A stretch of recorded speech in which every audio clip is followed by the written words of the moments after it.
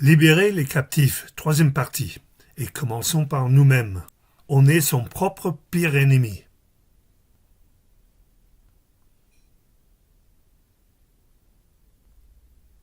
En quoi sommes-nous nos propres pires ennemis?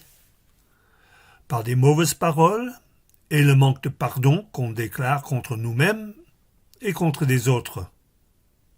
Chaque parole dite par celui qui est à l'image de Dieu et qui exerce son autorité, surtout accompagnée d'une forte émotion, donne une voie d'accès au diable de créer une servitude, comme pour un tyran. Il a le droit légal de passer. Ou en tout cas nous rendre captifs de bon vouloir de quelqu'un d'autre qui n'a pas nos intérêts à cœur.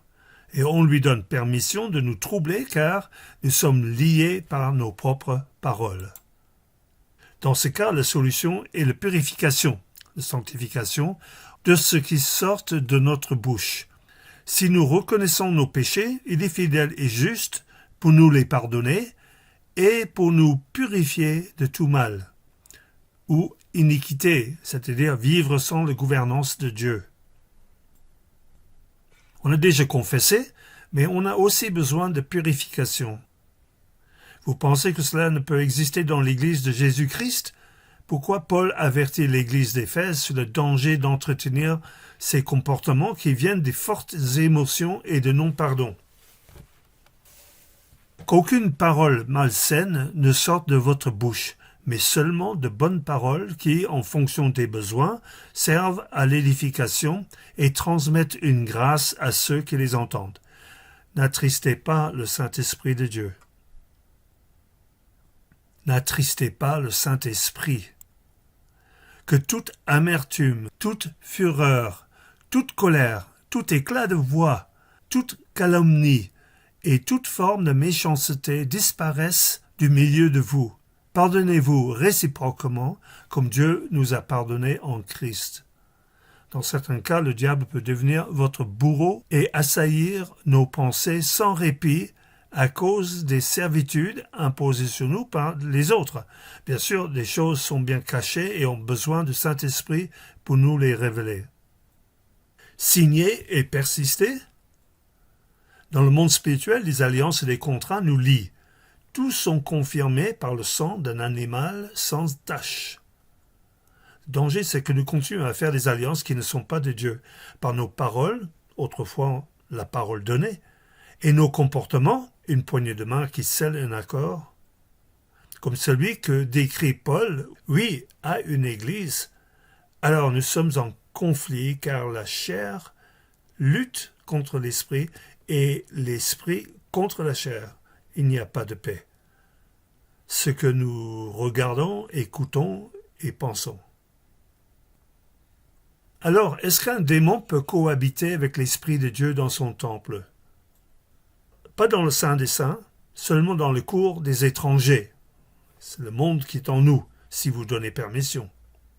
Mais cela handicape notre témoignage et étouffe notre ministère, ou à défaut, que nous l'exerçons dans la chair. Et cela attriste le Saint-Esprit qui s'éloigne de nous. Nous bénéficions d'une nouvelle alliance signée dans le sang de Christ, qui annule toutes les précédentes alliances qui nous tenaient.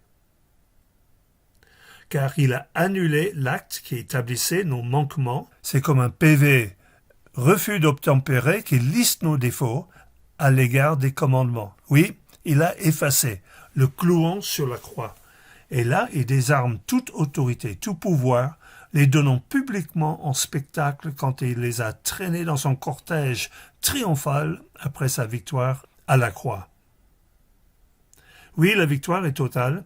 En ce qui nous concerne, toute autre autorité sur notre vie a été désarmée. Mais le diable, c'est un squatter.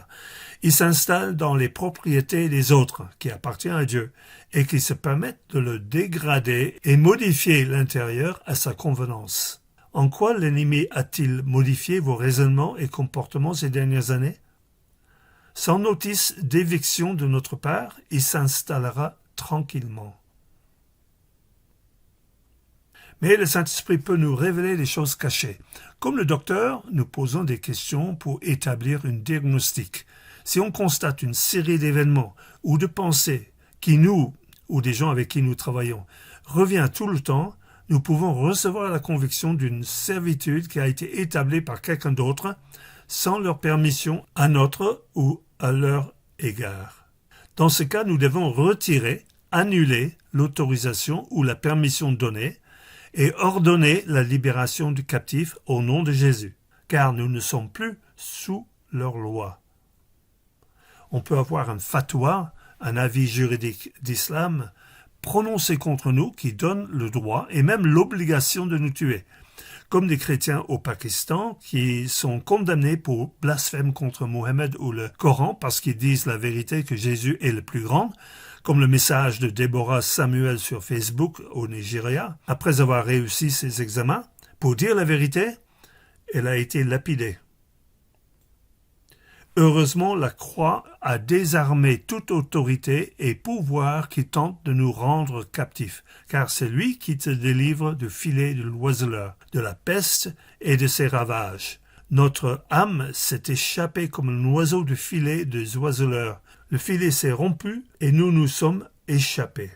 Psaume 91, verset 3. Mais nous ne sommes pas ignorants des manœuvres de l'ennemi.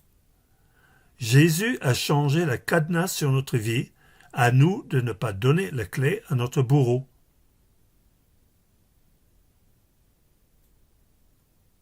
Envie de faire partie d'un groupe église dans les maisons, de prière et d'enseignement? Les disciples Haute-Savoie font des rencontres les mardis